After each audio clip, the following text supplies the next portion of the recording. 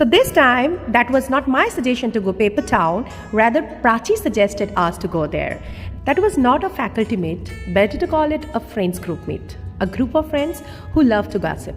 Exactly, আমরা চারজন প্রচুর গসিপ করতে ভালোবাসি, আর গসিপের জন্য কোনো রকম টপিকের দরকার হয় না, আমরা শুরু করে দিই।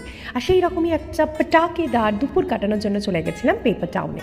Lovely ambience, tempting foods, light music, better light and lots of insta-worthy photo and videos, and their hospitality and service was too good. ভীষণ ভালোভাবে ওরা ওয়েলকাম করছিল প্রত্যেকটা গেস্টকে, which was literally extra point for them. And Prachi Kolkata আসার পর থেকে আমরা কোনো অফিসিয়াল মিট করিনি, স্টুডিওতে দেখা হয়েছে, বাট চারজনের একসাথে দেখা হয়েছিল না।